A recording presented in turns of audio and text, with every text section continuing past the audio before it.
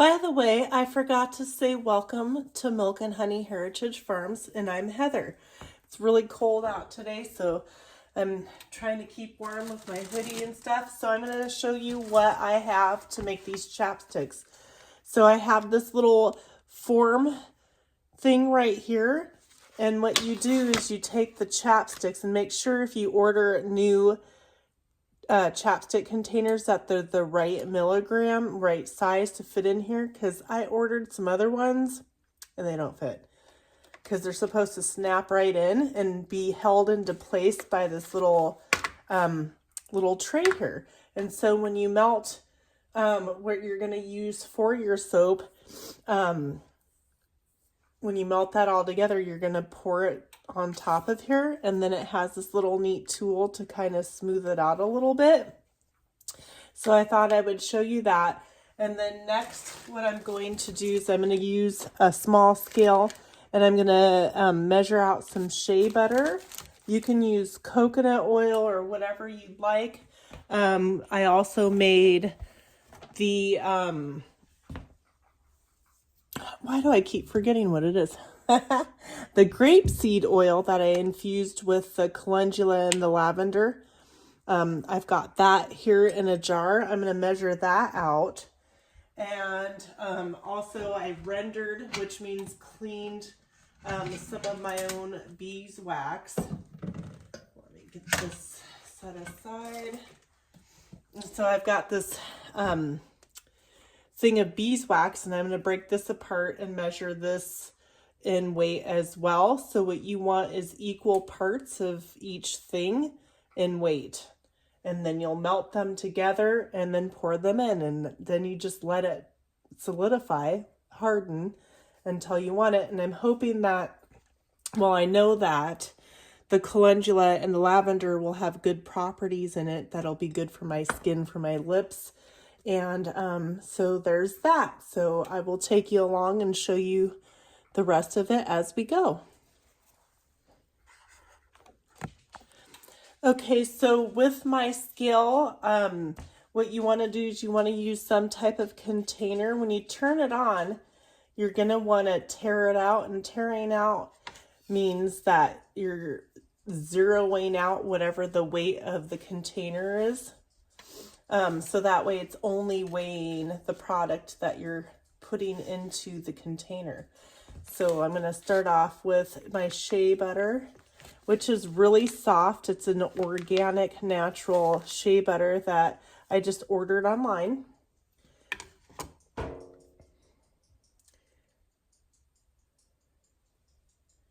And it's really soft. I guess. It feels good on the skin. It really does. So there's that. And I don't know. I'm not quite sure how much I need. And if I have some extra, I'll have a little small glass container that I can use for the extra in case I get too much product, too much of the stuff mixed up and melted, which is completely fine.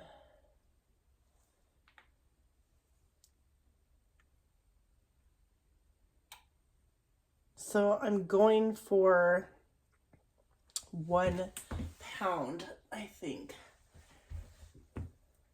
That's the goal anyways, I think. So there's that.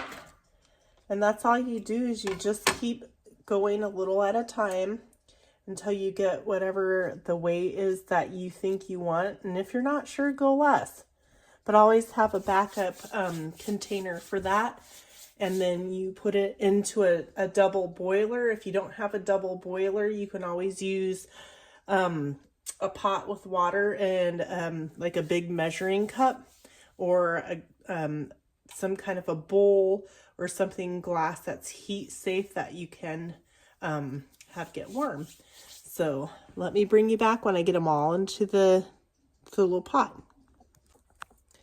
Oh, and I forgot to mention to you that the beeswax, you can order online or get at a craft store. Sometimes it comes in little bead-sized pieces. You could also get it from a local beekeeper if they sell it, or unless you raise your own bees. What I do is I melt these down and I put them in a mold. I'll show you. It's a mess because I've got things I'm using to work on, but it's a, what is it? Epicure silicone mold, and these little bars are 1 ounce size bars, which makes it easier. I'll show you. They come out like that, and these are 1 ounce bars, which makes it easier for me to cut up and stuff like that. So I thought I would share that with you.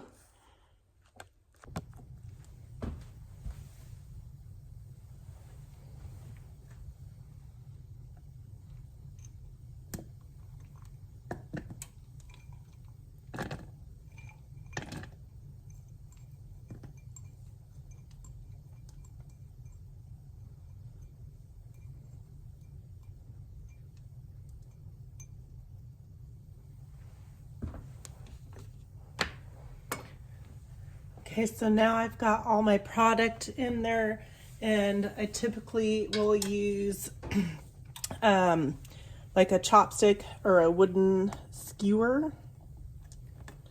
Anyways, this little pot is a little pot that I often use for melting beeswax, so it's okay. Because it's going to be messy and it'll be a little bit hard. Remember that you don't want to wash any wax down your drain, as when it solidifies or gets hardened, it could clog up your drains. So be mindful of that. So when you're cleaning up, you'll want to dispose of it in the garbage or something, or wherever you would other than your sink. But so I'm just kind of stirring this around on like a medium heat and letting it melt down. So I've got my grapeseed oil, infused grapeseed oil. I've got my shea butter, and I've got my beeswax. And I did 1 pound each of the 3 of them. I'm going to fill my chapstick tubes up, hopefully, so we'll see. And if I have some extra, then I'll have a little, I'll just probably use the same little jar I used for measuring because it was clean, and I'll just use that to put extra in if there is any. And I can just use my fingers to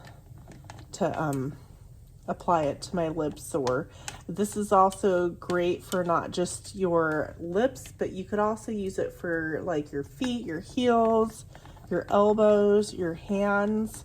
And I have like a ton of shea butter on my hands right now, and I'm not washing it off, and just keep rubbing it into my hands, and you know, feels good.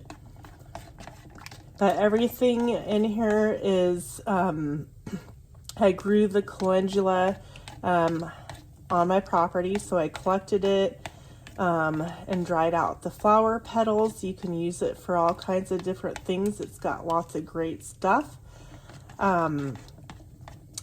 We don't spray any chemicals or anything like that on our property.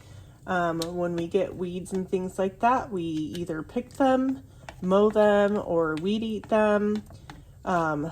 We also, you know, raise our farm animals here as well. So we don't use any chemicals. And plus we have the bees. So yeah. And then what else did I say? Oh, the lavender, the white and the purple lavender. I have several different purple lavenders growing in my orchard. I also have a 70-foot long row of white lavender that I grow as well. So it's as organic as I can get it. So farm fresh, because it's not certified organic, but you know, no chemicals that we use ourselves anyhow. So that's a nice thing. So if you can't grow certain things or get certain things, make sure that you source them from somebody who's trying their best to have it as natural or as, you know, chemically free as you can, right? So it's just taking a little bit for this wax to melt down. I will bring you back when it's completely melted and I start pouring it into the chapstick tubes. All right, so my chapstick is ready to pour. I'm pulling this off the double boiler. At this point, you could add some essential oils into that. I'm not going to because I want to keep it like as good for my skin as I can. You can if you want to. Some people add colorant into it. I'm not going to do that either. It smells really good, I have to tell you, because it's got the lavender and calendula and the beeswax. It smells amazing. So I'm going to start pouring. Ooh.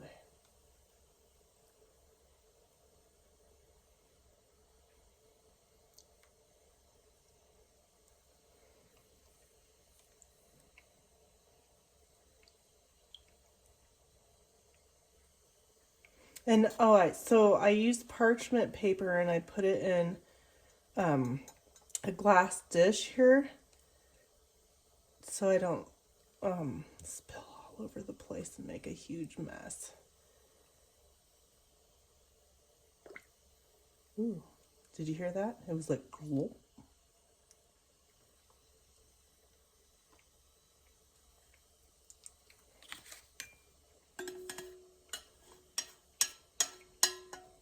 Get all that goodness out of here. You don't want to waste any if you can help it. But again, this is a pot that I will use again for the same thing pretty much. And so you just use a little scraper and kind of carefully move it over the tops of all the chapsticks and hopefully to get them all filled. There's one over here that isn't full. Okay, got it. And then there's some over here on this other end that didn't get enough. I do think that having one of these little scraper things that's a little narrower would be, for me, a little bit easier to work with.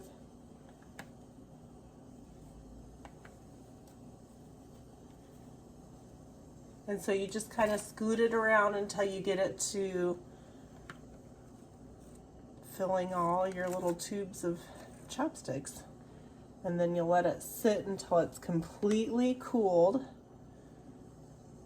So probably several hours. And then you'll pop them off this little tray and put the lids on them. And they're ready to be given out for gifts or for any occasion really, or for when you need it. It's actually a really good thing to be able to have some of these supplies on hand in case you ever need to make your own chapstick or salve for skincare. So it's really pretty simple. You kind of got to move fast because it does, the thinner it is, the faster it solidifies, right? But there it is. I've got extra on here. What I'll end up doing, what I should do now, is try to clean up some of the extra and put it in this jar carefully, if I can. If not, I'll do it later. And then I can use the stuff in the jar. It's not going to be very much. And just, you know, moisturize your feet or your hands or your lips. There we go. I was like, what's the other thing? Anyways, thank you so much for joining me with this. I hope that you enjoyed it and I hope that it was helpful for somebody. And I will see you on the next video. Don't forget to give a thumbs up and like, subscribe, and share out if you enjoyed this video. And I'll see you on the next one. Bye, guys.